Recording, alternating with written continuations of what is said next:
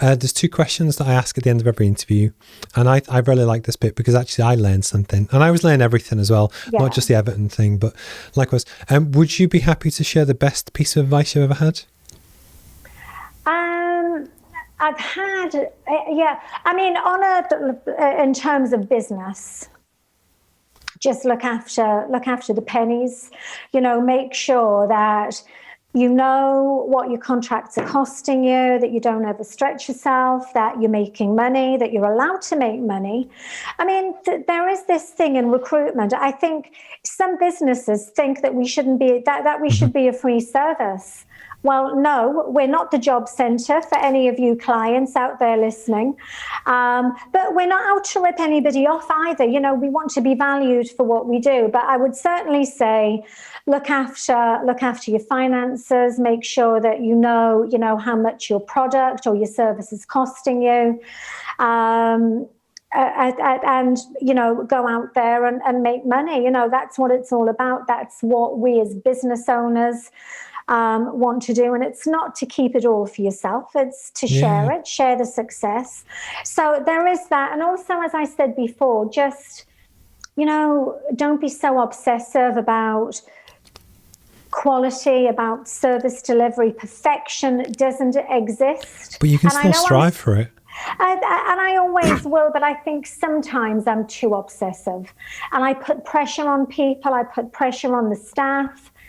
Is that me saying I'm a tyrant or a dragon? I don't think you're a tyrant. I just, it's my name above the door, and I just want us to deliver the best that we can. And we do. We don't always get it right, which business does, but it's not for the want of trying. It literally is not. But I would say just chill a bit. Clients understand we're dealing with people. They will let you down, but yeah. So look after the pennies, and the pounds will look after themselves. And chill. Take some time out. I agree with you on the time out one, because I worked most of this weekend doing my own stuff, and I feel tired today, and today's Monday, and I think something I need to get better at is actually taking time off. To just mentally just switch off. And also it's just to sustain at a high level. So for instance, one of my early guests was a guy called Matt McGough from Ithaca Films, and he made the point in his best advice was actually, in business it's a marathon, not a sprint. Why are you trying to do everything in 1 year? Take your time, there's no need to rush. Or 31. Or 31. But that's a fair shift to put in and actually keep going. Ashley is dying for me to get going. And will I retire? I don't know. Work has, I think just some people love work. Yeah. And I think I'm just one of those people. Or they love building something, whatever that thing is. It isn't even about that. It's not even about, but I think it's probably building something and leaving it as a legacy. Yeah. And having Ashley take it on, and the rest of the people that are in the business as well, because it's not just me. I haven't achieved this on my own. It's kind of, a lot of people in the team. So yeah, but I will always have to do something. I'll probably go and save animals somewhere, or I don't know.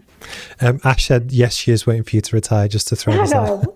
I know she is. It's coming, don't worry. If you were to give advice to your younger self, and you can pick the girl at Everton Football Club, you can pick any age, whatever you want, what would it be?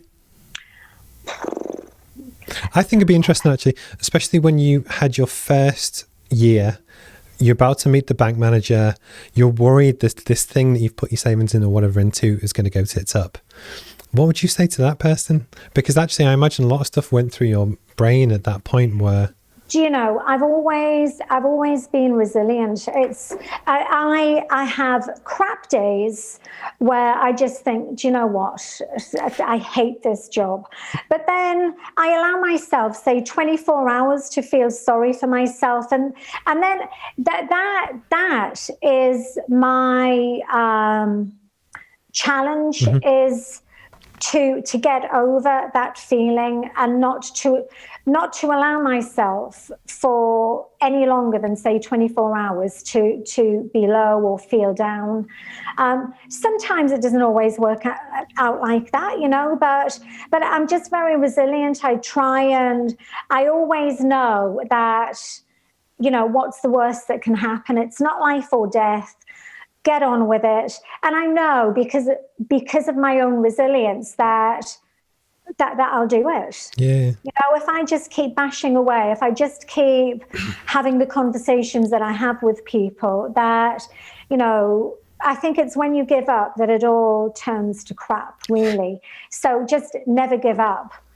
Just do what you do is probably what I would say to myself.